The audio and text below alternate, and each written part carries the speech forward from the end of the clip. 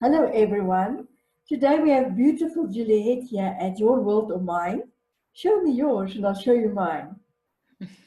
And Juliet is all the way from Ireland, but she's a global citizen, in my understanding. And as you all know, I'm an alien. I'm from another planet. I'm a space girl visiting Earth. And Juliet, today I'm really curious about what's happening in your world. What's happening on Earth currently, in your perspective? Oh, well, thank you, Hannelie. It's always such a pleasure, dear, to see you. I'm really been going through a rethink because I've been very involved for the last 12 years. Up until about a year ago, when I went to look after my mother, I was totally involved with planetary crisis, with trying to help to fix or heal. Actually, was my the way I saw it, the looming planetary crisis due to our consciousness, due to the way that humanity was interacting on this planet and with nature. And so our path was, with my husband, we were involved in UN processes. We were sometimes with the government, sometimes with, more often with civil society, but at international events, usually the UN sponsored or UN led, on climate change and biodiversity loss, on agriculture and how we're going to feed ourselves, on water, the crisis. There were so many things that were intersecting. So in Paris, at the COP agreement in Paris in 2015 in December, I suddenly felt that kind of work was done, that it was no longer a matter of trying to raise awareness, because people now got it. And certainly the health sector, because I was representing the health sector, I was representing the International Society of Doctors for the Environment with my husband. And we went from having, in Copenhagen in 2009, only maybe 5 or 6 of us around a table of health professionals. There were hundreds of people there, and they were representing thousands and tens of thousands of health care workers, from doctors, professors of medicine and health, all the way through the sector, midwives, nurses, and people working on various levels. So we put health to the fore, which was really our mandate. We thought that if people could see this as a health threat to the survival of our species and to humanity as we know it, our concern was deeper. It was for all of the planetary life, but that couldn't really enter that forum. It was really putting an onus, first of all, on our species, that many of the decisions being made were not just economic, were not just social, were not just political. They were actually fundamentally about the health, well-being, and actual survival of our species. So that, I felt a real closure when we came away from Paris, the Paris talks with climate change. And it felt like that I had to go another way now. I was being called a different way. About the same time, my mother my father had just died and my mother wasn't well, and she's in Vancouver. So we decided to take a complete break, and we went there for 1.5 years to look after my mother, until when I left there in March of this year. We had to put her in a nursing home, but she was very happy at that point to do it. And by that point, she needed absolute 24-hour assistance. It wasn't that she needed care constantly, but she would fall if she got up often, or she would have those kind of problems. So she's quite happy there, and we have a lot of family who are all looking after her, etc. And so there was closure on that one. So when I came back, well, actually, while I was there, out of the blue, I got the message that I was to learn to be a yoga instructor, which kind of seemed bizarre because I had been doing yoga since about 1980. I learned from a yogi who'd come over to Vancouver in between some of I'd been down in Central America, and I came back with hepatitis and I wasn't very well. So a lot of my friends said there was a yogi in town, and maybe yoga would help. So I started with him, and I just kept on all of his exercises for all these years. But I hadn't ever taken a yoga class, and I wasn't aware of the whole yoga phenomenon, but it just became very clear that I was to take this training course. So I did, and that kind of catapulted me into the world of yoga. And meanwhile, also, I'd started studying, practicing Kriya Yoga, doing 40 minutes meditation in the morning and every evening. But I hadn't really followed that, in that the one who initiated me or into the beginning of the practice was in Dublin. And after the initial time with her, when she taught me the first bit, I'd never had an opportunity to get back up to Dublin, or didn't make another opportunity to go back up to Dublin to see her. So then, out of the blue, excuse me, a friend of mine recommended me this extraordinary book, and this is all about Kriya, that has taken me into a very deep journey, and it's called A Systematic Course. I don't know if you can see. It's quite a tome. It's about over about 1,000 pages. A Systematic Course in the Ancient Tantric Techniques of Yoga and Kriya by Swami Satyananda Saraswati. The reason why I'm really delving into this is because it's become clear to me that yoga is actually, for me right now, it seems to be the answer that I can offer. We had gone through the extroverted one, going through the UN, going through the government, you know, giving talks, universities, etc., lecturing. And I had done my thesis back in 2002, looking at stress management in education, and recognizing at that point that actually it was a whole shift of consciousness that was needed in order to shift the way that we are doing things and to become more harmonious with the planet. So having done the extroverted, I realized that now it's very much an introverted process, because until I can work on myself enough that I have the peace, which I'm gaining now. And of course it's simultaneous, because one has to share what one's doing. You can't wait until you're a master. I can't wait till I'm a master, because it'll be too late and there's so much to be done. So at this point, I'm trying to master as well as I can, as fast as I can, as effectively and efficiently as I can, I should say, these practices, because it's, and I've been listening quite a bit to yoga, what's his name? Satguru Jagi, can't remember his last name, but he gives a lot of talks too. And I think that realizing too, with the yoga history, they were saying they started to send out their ambassadors to the West as early as the end of the 19th century and into the early 20th century, because they realized that where we were going as a civilization, and with the power we were going to be wielding to influence life on the planet, that yoga was absolutely necessary in our population to learn.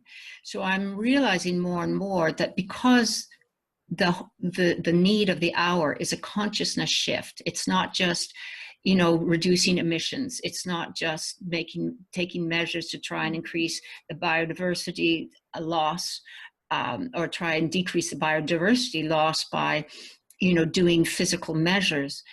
Before that can happen, and Naomi Klein came out with her book, This Changes Everything, which also really led to the point that the reason why people are not responding very actively to climate change challenges, the reason is because, in fact, it's calling for this absolute shift of consciousness, which is enormous. I mean, it will change our whole economic structure, our whole social structure. The whole way that we know of life right now is based on a perception of duality, as we all know, and a perception of me versus them, us, them, this whole thing of that some people will survive and some people can be healthy, but at the expense of other people, a competitive type of thing. And this whole shift has got to happen to the oneness consciousness of knowing that because well, we can start with the human species, because every person is in fact a part of me, that only when I really can start to feel that and appreciate that, I don't need laws. I don't need policies to tell me not to exploit, abuse, enslave, or whatever to any other human being, because it's a bit like doing it to my toe. I'm going to feel the pain, and I'm going to have to, have to cope with that. So rather than, smashing up one of my toes or my digits or my heart or my face or whatever it could be, once I realize that I'm a whole being, I want to look after all of my body. And of course, the asanas, it's so reflective. Yoga is so reflective because, in fact, the whole body is a living system, just like Gaia, our planet, nature, and humans as an organism, as a new organism, as a next level of complexity. We become like one organism, cells joining together to work as a multifaceted organism and system. And as we learn to do that, we learn how to co-create, how to cooperate, and become more sensitive to when something's out of balance, out of alignment, how we can realign that. Yoga does that with the physical asanas, with our body as well. And then on a mental and spiritual and psychic and energetic level, we can be spreading that out just as if we're just one cell in the next level of body, in the next level of complexity. As human beings are all cells in this next new organism of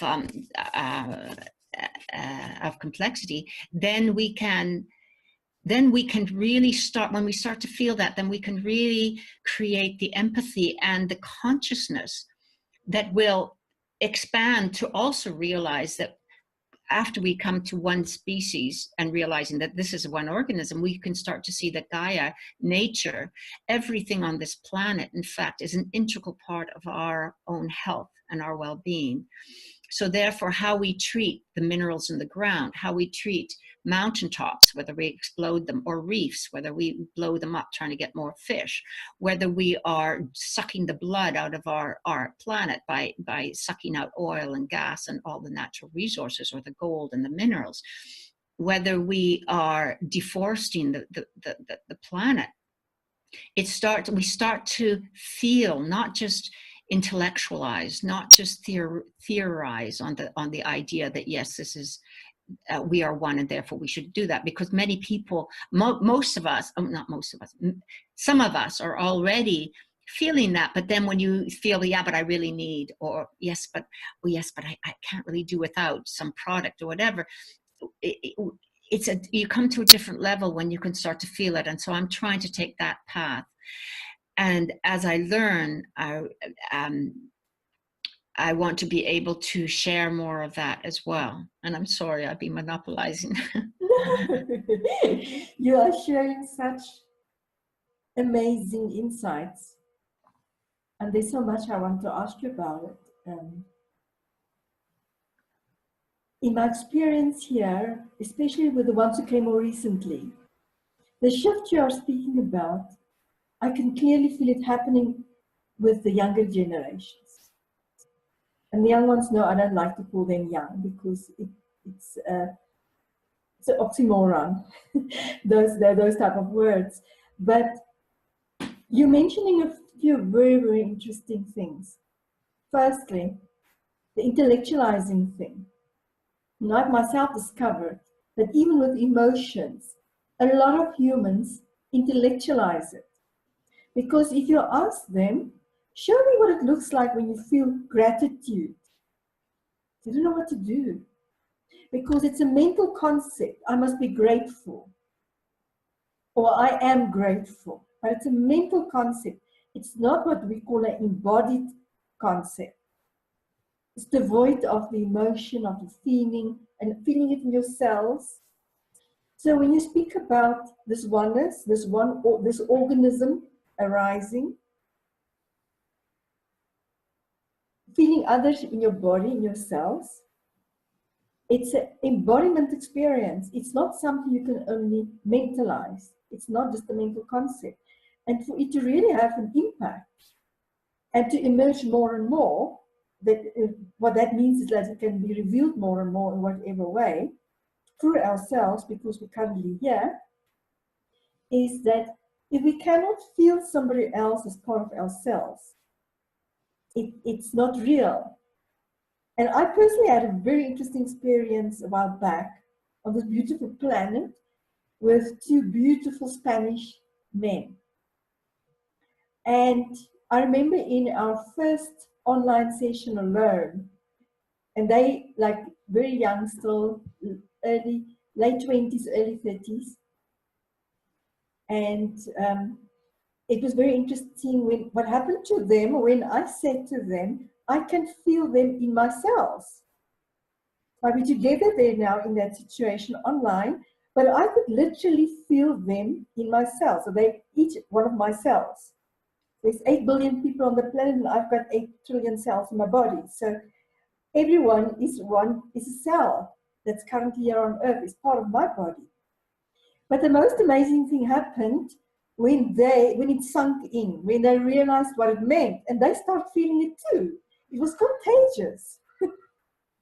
So the experiences we had afterwards was phenomenal. You can't even share it in words. But what happened between us then afterwards, because it was on a very different level than what we used to when we just engaged with other people. And it was not controlled. We didn't think it up. It just happened. So when you speak about that new organism, that level of consciousness that's arising, I could feel it in my body too, that everyone is part of my body. So if I have this joy in my body, feeling you in my body, how on earth can I harm you? If I feel the oneness, the dissolving with nature, how can I then harm nature or deplete it? So it's not even something that you have to think about. It just happens spontaneously because it's the inner impulse that just guides your way. And the way you start interacting with others and being with them, which is the part that I actually want to bring up, that you also now ignited in me about sharing so beautifully about your experiences coming from that COP in 2015, understanding that that work has been done. It seems important for humanity to understand that certain work had to be done to become where we are today. But some people still hang on to that, and that's okay. But it's also to take that leap to the next level, to say, what now? Because we've done that work, like you said, we've done that work, and you clearly show us well, and the same as we believe, that the inner journey is now the one that will take us actually to the next level. A lot of people came into this beautiful world to share things that we were not aware about. They made it, they opened it up for us. And the internet and all the beautiful technology and communications these days allow for it. But now it's a very important part that the about part must now be embodied. And that's what you're speaking about. But that's what I pick up when you share, is this embodiment part of what we spoke about before. And that's the inner journey, because it's not something I can go and discover out there. It's a very different experience. Then it must happen within me, that the understanding and the cognition can happen in all my cells, in my psyche, energetically everywhere. But it can become into the physical more prominently. Because the more people, humans, who have such experiences, it's like a ripple in a pond. It just goes out by itself. It's like the butterfly effect. Now, I want to ask you a very interesting question. I'm asking this question for those who's going to engage with us in this video afterwards. When you say yoga, there's so many perceptions of what yoga is out there in the world currently. In your experience, in your perspective, how would you explain to somebody who's never experienced yoga? Okay, I'll deal with that. I just wanted, if I may, just say one thing about just going back a little bit to the COP.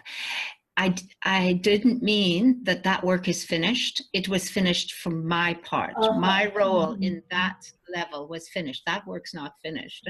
But I felt that I no longer needed to do that. I've done everything that I was meant to do in that role, and that led me into going into introversion. So to come back to the question, yoga. Yoga, I think, is a bit like the instruction manuals for being an earthling, a human on earth. It covers pretty much all the human dimensions of human life, so that you can develop and work at your highest potential, I think. So your physical bodies with the asanas, and they have many other physical practices for cleaning out various parts of your body, etc. The physical aspect is very important, because if your physical body is not well and working properly, then you can't have the concentration, or you can't focus your mind on other things, because pain, discomfort, lack of mobility, or whatever it is, or indigestion, or problems with, your heart, or whatever, it will constantly take away from your engagement and your total attention on what you're trying to achieve internally. So the physical is a very important element, because this is our vehicle on earth. If we don't keep it working really well, we can't expect it to function and do what we want it to do, because it's got all kinds of blockages and, it's all messed up. So the physical side is a very important part of it. But that's to allow you to be able to really go into your deeper potential. So you have the mental, and this is also dealing with, the bodies that surround us, the energy bodies that surround us. We have a mental body, and an emotional body. And these ones, I think the thing is that yoga is looking at how much control do you have over who you call yourself. First of all, who are you? What are you? And what are you here to do? What would you like to do? What makes you feel fulfilled? What will make your heart sing? Because if you have total control over who and what you are and why you're here and what you're doing, who would ever choose to be miserable, or to suffer, or to have anguish, or be stressed out, or be angry, or be in lack, or be depressed, etc., etc.? If you're feeling any of those things, or frustrated, like with a political situation, or whatever it might be, your family life, whatever it might be, yoga teaches you, excuse me, that this is because you've probably missed a point, that anything that happens to you that could trigger those types of responses are actually teachers for you to realize what you need to work on next in order to become your fullest self, so that you're not like a puppet on a string, that somebody says this, you go woo, and somebody says that, and you woo, and then you're down, and then you're up, and because of your external. It's disentangling yourself from external feedback that runs your body. So if a situation for whatever reason is all glowing and happy and everybody's pleased with you and you're doing really well, that's where you would find your well-being. But then if all that's taken away, then you're left down in the dumps. So the idea is to disentangle yourself with that, because everything's going to happen all the time. It's the gunas, it's the aspects of life. You're going to have the tamas, raja, and the sattva. You're going to have the tamas being the very depressed, apathetic, heavy type of energies happening around you. You're going to have the rajas, which is very active and busy. And then you're going to have the sattva, which is very calm and peaceful. All of those things just keep on happening despite who and what you are. That's going to happen in the environment. You might be able to control maybe 60% eventually, possibly, of what happens around you. But what you can control 100% is how you interpret it, what it does to your body, how you deal with it, and then how you respond. And that is what yoga is about. So it's disentangling yourself from being a puppet on a string and feeling that now I just have to get this, or I just have to achieve this, or I just have to, have this or whatever, and then I'll be okay. To realizing I'm completely okay, as is every single other being on the planet.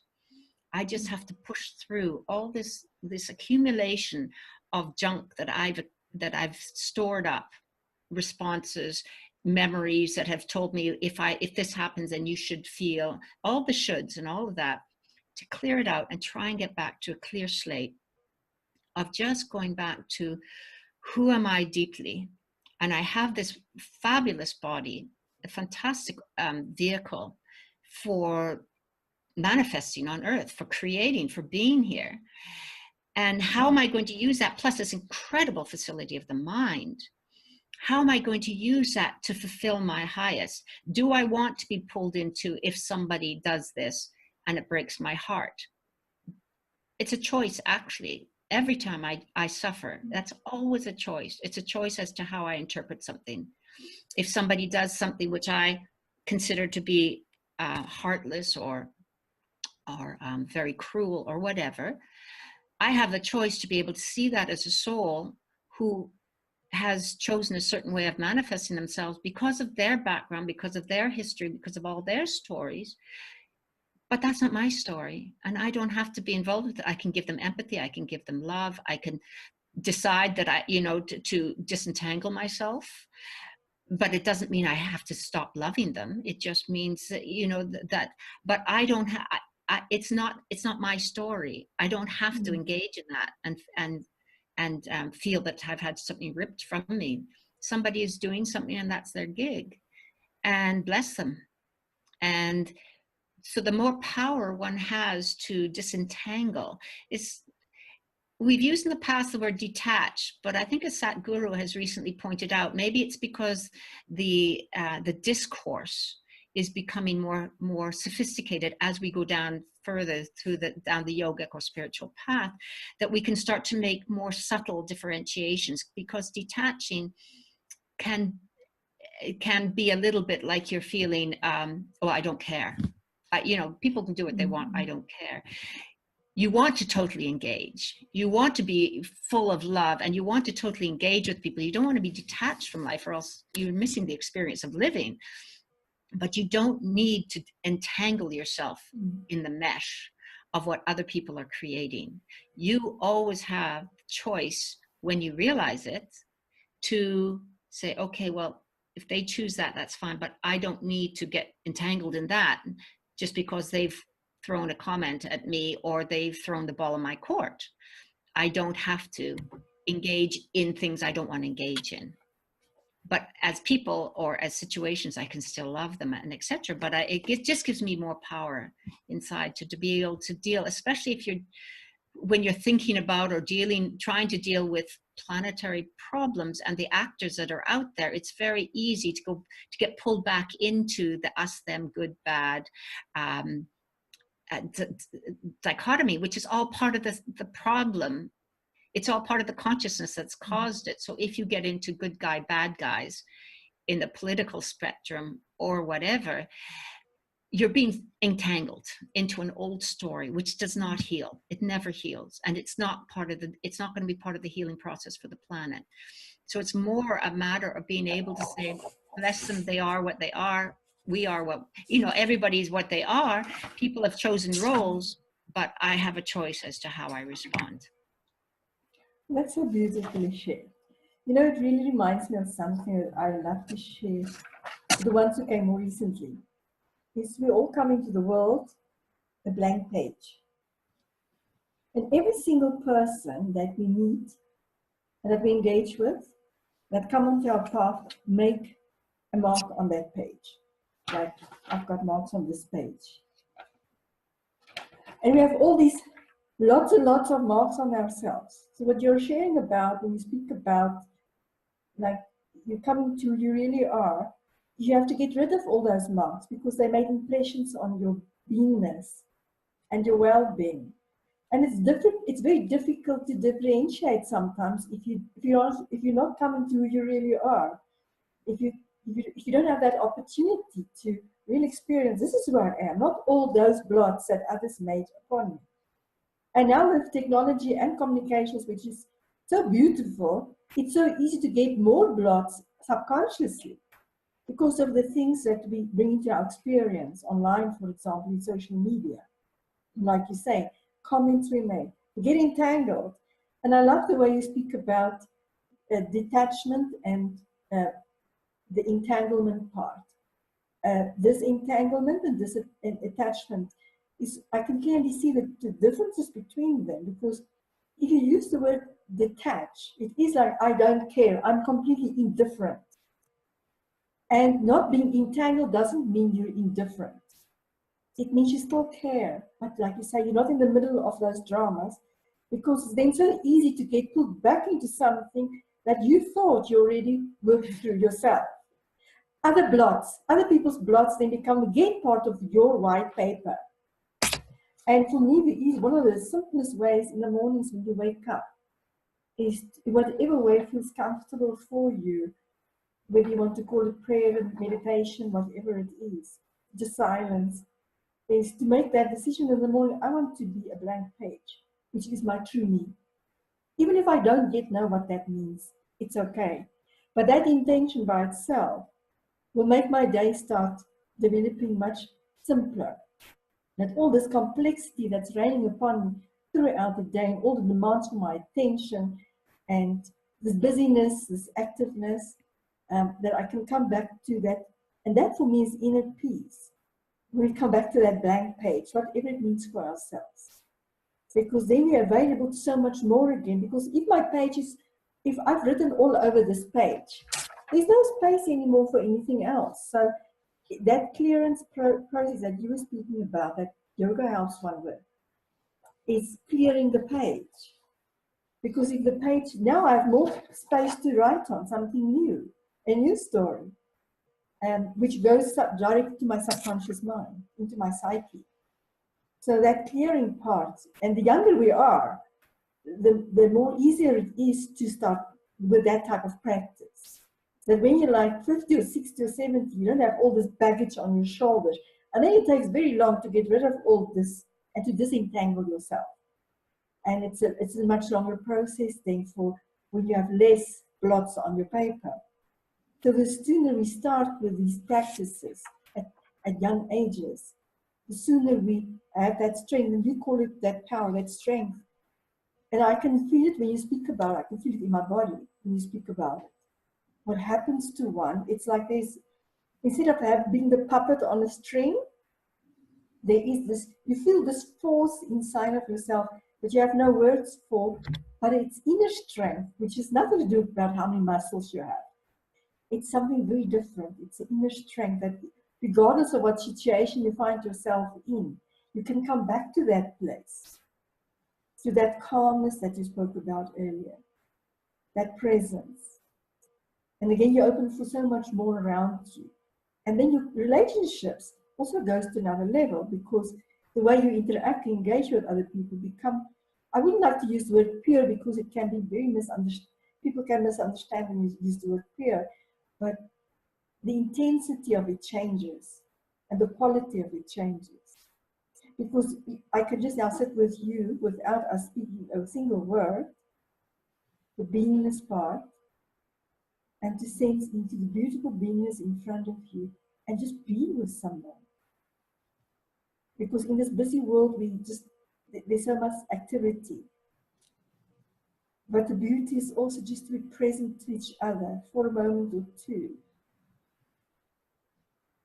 And by that, something else opens up which we can't even define yet. So I'm really curious to see what wants to emerge when we've just been present with each other for a moment or two. May I just, before we do that, may I just give another perspective on baggage, in that it could be that, in fact, whether you have little baggage or masses of baggage, it's the same step and it's as easy as the other. It's like switching on the light. In that, if you shift your consciousness, whether you have masses or whether you have only one or two things, in fact, everything just disappears as if it's only one piece of baggage. So once you start to shift, because I think some people are put off if they think that they're older and they've got too much to shift. And a lot of people think, oh, well, I've got so much baggage. I've got so much to shift. It's just too much. It's too heavy in things. But in fact, it's just a matter of dropping it, whether it's 1 pound or 1 ounce weight, or whether you're dropping off 10 tons of weight, it's the same flick. So it's that consciousness shift that I think older people shouldn't be put off by thinking that maybe they've accumulated so much it's going to be difficult. But yes. Ah, I'm grateful. I'm grateful that you're sharing that perspective, because I truly feel that a lot of people will feel that way. That because they're older, they have so much more that they were carrying around, so it might be harder to get rid of it. It's a longer process. And I'm really grateful that you shared this shift in consciousness, because it is. The reason I'm doing it too is because I think sometimes undue onus is put on the youth. They've inherited the mess that we've left them, and they don't need more onus put on them than they already have, because many of them are very concerned about the planet. And then if we also say, well, actually we'll dump, we can't change much now, we're too old, it's up to you. I think that isn't that can be an unhelpful attitude, that it's more like, we're here to help you, we'll do everything that each of us can do, we'll take our responsibility fully, and we will work through whatever, and we'll drop whatever we need to drop. And that's our responsibility, and we'll do it, and we're backing you. We're not just saying, okay, well, you guys take over now. We've left you this terrible mess. Really sorry about it. Not much we can do. We're too old now. Because I see that a lot panning out as well. People saying, oh, well, now it's the youth time. And the youth are, but on top of just trying to function like you guys did in your generation when you were youthful, we've got this extraordinary burden that you've left us with a planet that is flailing. And then on top of that, you're telling us that we also have to, deal with all this other baggage by ourselves, and that you're not going to bother. You're not on our, kind of on the team, or an active member of the team as much as you want us to be active. I think it's very important that we all feel absolutely engaged as citizens of this beautiful, or cells of this beautiful organism, and each one of us have the capacity and the potential to do as much as we can, and not to feel at any point that, oh, this is too heavy, and because that kind of thinking is very old paradigm. We have to kind of move on from that too.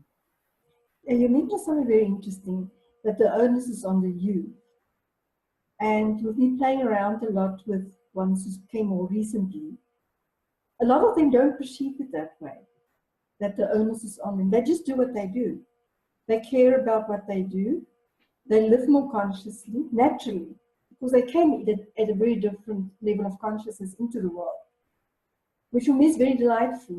So a lot of them don't see it as something that's been dumped on them by older generations, because I also begin to see that they experience something completely different. Their world looks very different from the ones that has been here more longer. So that delights me, because it shows me that their consciousness itself is working by itself, the level of consciousness, through every single young person on very different levels. And they are actually very feisty about it as well. They refuse to take on somebody else's stuff, their owners. They just do naturally what they feel is right at this moment in time for them to do, which I'm delighted by, because it means that on an energetic and a psychic level, they are not even subconscious level, they're not even taking it on. Because now they put all their attention to what it is that they came to do. Instead of thinking, oh, I've got all this stuff that I must now, that I inherited. So let's make this world a better place. They live with a lot more meaning and purpose than that my generation came into the world with. They live with a lot more purpose. They don't want to just do stuff unconsciously, a lot of them. And that delights me. I've met some amazing young people who is doing extraordinary things that I cannot even imagine I would have done at that age by myself. And some of them doing it all alone. They don't have any other support. They're just doing it. They don't believe in challenges. They're just going ahead every single day with what they do, and they're doing it beautifully, and they're impacting so many people. That's the other word that I want to just highlight. They impact. It's part of their vocabulary. It's not a case of I'm depleting the planet. It's how do I impact the planet, which includes obviously then either uplifting it or enriching it or depleting it. And it's even in their vocabulary and the way they speak about what gives them purpose, that it's coming through very strongly. And that power behind it is immense. it's like it can, all this other responsibility that you so beautifully shared about now from the previous generations, it's like that dissolves because it's something that comes from the bottom upwards. It's like a volcano. And it just disperses everything around it, but in a very gentle way sometimes. It's not an aggressive energy at all. So I'm really grateful that you shared that, because it gave me the opportunity to share about my experiences with them and the heartfelt energies that comes through when you start speaking to them, of where it comes from. It's not something, that comes from the mind. It really comes from the heart. No, I agree. And that was one of the reasons, in fact, from 2012, when we were at the Rio Plus 20 conferences, in the civil society side, which was in downtown Rio, that was really a turning point for me, because up until then, I could see nothing but a dark hole. I couldn't see any hope. Actually, it was getting very depressing, because the more that we spoke, the more that governments and everybody were just resisting, and rather than, I really believed that when people understood, everybody would say, oh yeah, okay, what can we do? But at Rio, that was the first really big spark of hope, because so many people, and many young people from around the world, all gathered there to say, we are not going to let the earth and our species dissolve like this in front of our eyes, because people are just being irresponsible. We love the planet, we love each other, we are going to do this. And so from the grassroots, from 2012, it gave me huge hope. And I really felt in 2015 too, that there is, from 2012 onwards, really, that there is this grassroots, this fantastic new energy that's coming in, and that is so positive. And unfortunately, many people who are tuned into the news through the media, the general media, like newspapers and television and etc. All of those the news that are generated through there is all with a very negative, fear-based effect, because that's what sells. And these are businesses, so it's nobody to blame. I mean, the really big important thing I think about this new paradigm coming in is it's not about guilt, shame, blame of anything. It's just recognizing where we are, seeing this as an evolutionary point that we've come to because of our sophistication, because of the incredible power we've unleashed with our rational brain and with through technology, etc. It's given us tremendous power, but there was so much hope because there was this wonderful energy. What I was speaking to before was more that when people start to realize, for example, this year, their planet, farmers can no longer, they want to take over their parents' farm, but the farming conditions are so difficult that they don't know if they can eke out a living because some of the soil is dead, and etc.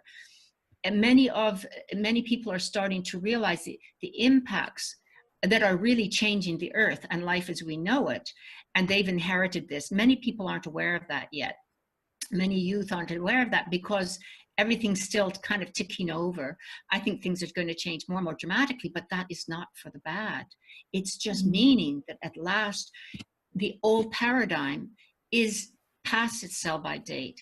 It needs to dissolve for this beautiful new one to come up. You can't have a pavement and still have all the beautiful grass coming through it. The pavement has to break down in order for nature, the flowers and everything to start growing up and making a forest again. You can't have both. And because we cling to something that we know, we're still bound by security, which is not secure at all, and it's all very on a physical realm.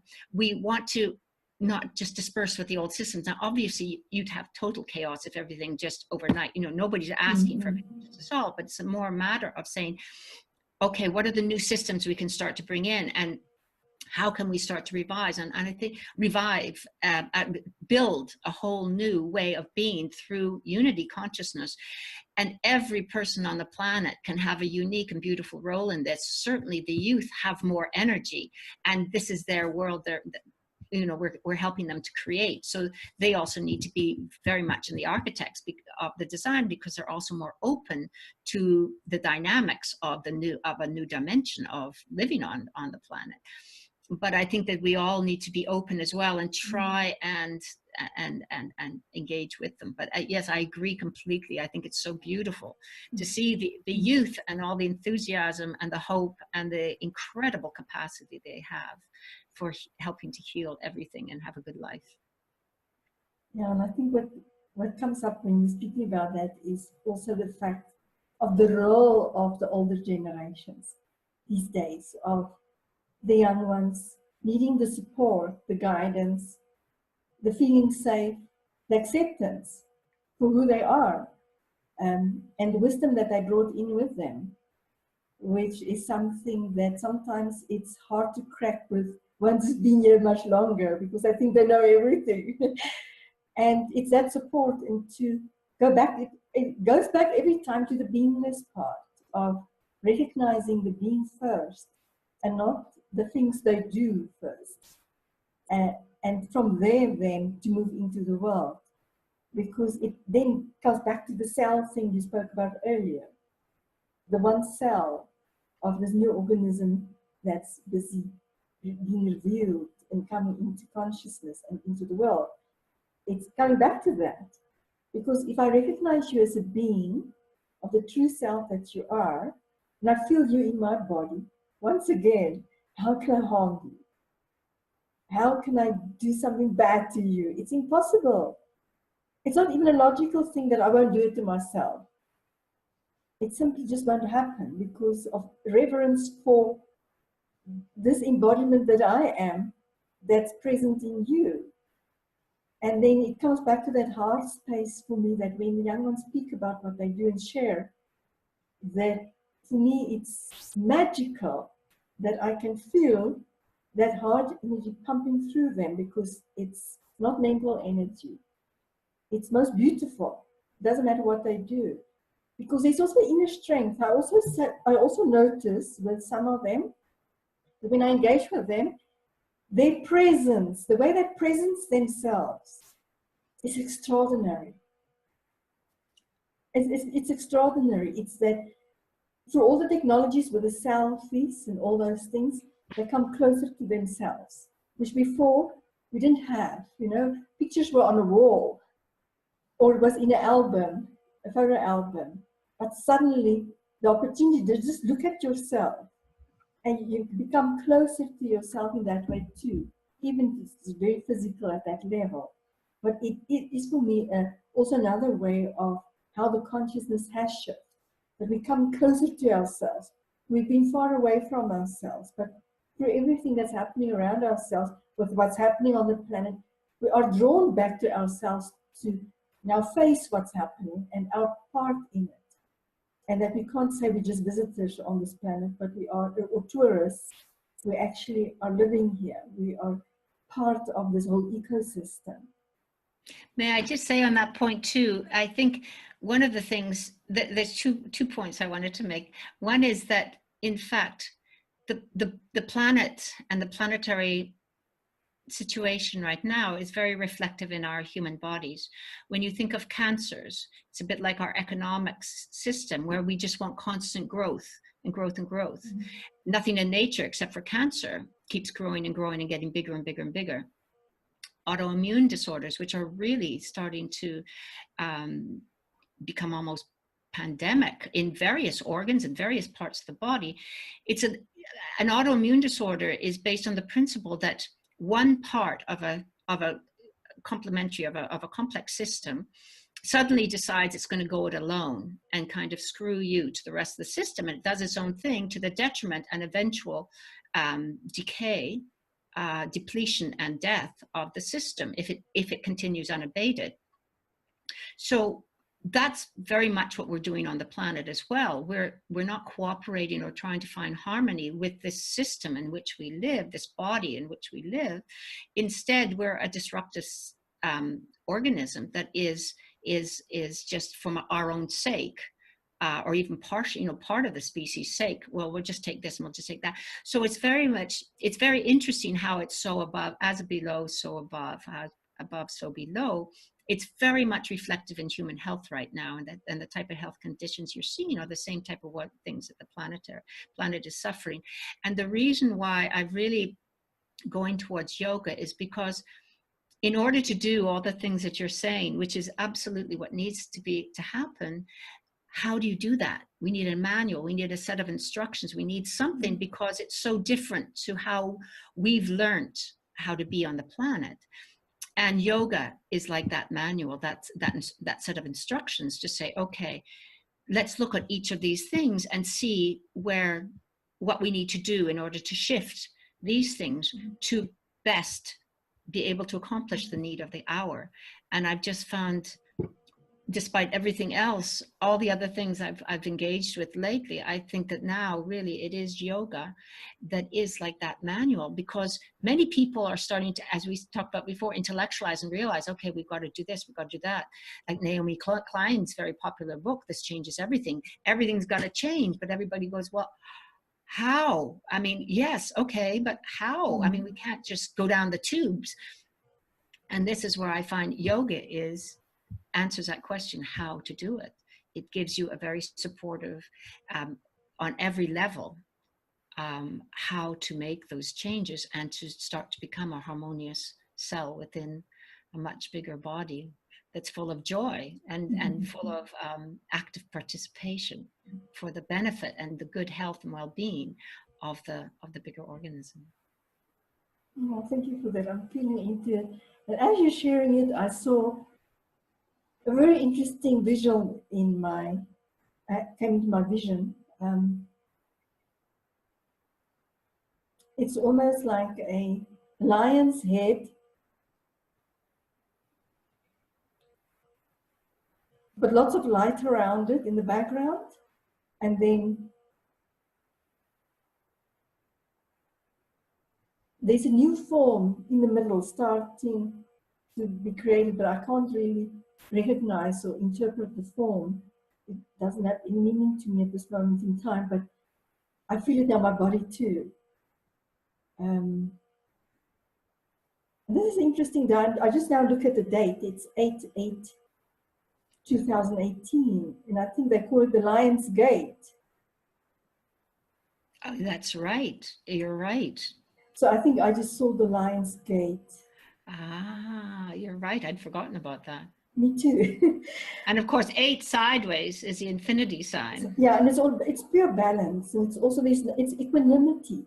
There's no polarities really, because it joins, it comes in the middle, it comes together. So it's not separate. We see polarities as separate. It's not. It's one thing. It's just two different sides of the same process, if you look at it that way. Of course, you can look at it many ways, but if you look at it that way.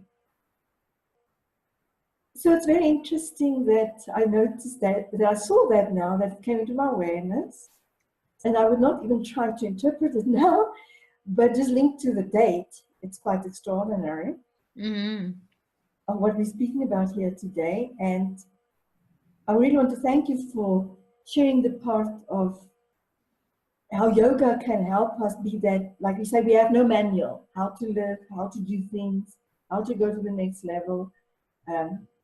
Yeah, we don't have manuals for that. And practices like yoga, if I can call it a practice, and I know it's much more than just a practice, can help us do these things that we now, I wouldn't want to say have to, because I also don't like that word either, but the things that's relevant now that needs to be done and need to be explored and pursued. So I'd like to ask you, Juliet, in terms of yoga, if somebody has any inquiry about it, can they contact you? Well, I wouldn't be any authority. I wouldn't be in a position to probably advise in terms of that. I would say, listen to Sadhguru. That's Sadhguru. He's got masses of free YouTubes on, and he speaks extensively, and he's a real authority. He speaks extensively on almost all the topics. In terms of Hatha yoga, or the physical asanas, I think if they find a good, I do Kriya yoga, which is more encompassing of everything. But because it's made up of all those different parts, the asanas are very important. And that's what I trained in to be a teacher of, the asanas. And I think that well, you can also find them online, but I would say it's safer if you could find a good yoga teacher. But there's lots of them on YouTube as well that you teachers. You can also try and find they show you how to do postures and things, but you can also take classes. And I believe from some friends I've talked to, you can find free ones as well, or you can sign up for a course with somebody online, or probably better though to go to a studio, because there's an energy also in a good studio, with a good teacher, that it can be very lonely and isolated, and you can just feel like you're just going through the thing, where the teacher can keep reminding you through energetically, not just through verbal expression, the idea that this is an internal practice. This is not about calisthenics. It's not about just, showing what your body can do or seeing what. It's about aligning your body, mind, and spirit and soul together through your breath, and going inwards, and doing whenever you can, when they're safe, doing them with eyes closed, so that you're looking in at your eyebrow center. And it's not just like a calisthenics, which unfortunately some of the practices have become. I say unfortunately, there are many people who need that, who would not be ready for anything else, and that's better than nothing. Absolutely, it's a first step, so that's very important one. But if people wanted to go deeper, they might want to find a teacher who is also very much into the energetics and the spiritual side of it, and the internal side of it, not just the external. Most of them do have, from my experience, my limited experience, most of them do have a little bit anyways of the internal, but you can find teachers that are more and more that way. And certainly if you go towards Kriya, people who are doing any kind of Kriya classes, or the slower yoga, maybe the yin yoga, would be ones that are more contemplative. But I mean, you just need to ask around your community. Really, you could ask a yoga teacher. Oh, that's wonderful. Thank you, Juliet. A message that you want to share with the ones who came more recently, perhaps, that you want to leave them with? Oh, I would say follow your heart. Let your heart sing. When you're doing something and your heart sings, you know that that's right for you. And listen to your heart. And learn to discern between your heart and your ego, because that can be a voice that's always back there too, saying, but if you see it's for the highest good of all concerned. I think that's a phrase that I often use when I'm not sure whether it's my heart or it's my ego that's telling me I should go towards something. If I can say that this could be for the highest good of all concerned, then it's more likely my heart. If it's something that's just going to propel me or the us or whatever, then maybe it's not so heart-centered. But yeah, I think let your heart sing, and follow your joy. And at this time, I think it's a time of great transition. So there's a lot of stress, there's a lot of chaos, there's a lot of breakdown, there's a lot of frustration, there's a lot of people and systems not knowing how to go forward, because everything's changing so rapidly. And I think this is where yoga really helps, to come into yourself and realize you are beautiful. You have a beautiful inner being that's so strong and powerful and resilient, and try and identify with that, and just know that everything is working out. It's okay. It's okay. But what your challenge is to work out, how can you turn every difficult situation, challenging situation, into a teacher that can make you a more expanded and a more joyous and a more giving, creative being in the world, rather than looking at how it's hurting you, or how, it can be. It's easy to see how it can how to interpret it for the negative, but the challenge to all of us is how to interpret, no matter what happens in your life, no matter how awful it seems at the time, where's the pearl, where's the gem? Try and really find that little bit, the jewel in there, that is really for you at that moment, to be able to elevate you and expand you. Thank you so much, Juliet. Everyone, thank you for being with us today. And on behalf of everybody, I thank you, Juliet, as well. It's been a delight to be with you today in this way, and to see the different perspectives, because that's the way we learn and how we improve our own lives, and have that we come back to this beauty inside of us. is when we start looking from different angles towards ourselves and the way we see life and the way we do life. So goodbye, everyone. Have a wonderful time. Namaste. Thank you so much, Hannelie. It's always such a pleasure to see you and to talk to you. You're Namaste. welcome. Thank you, Juliet.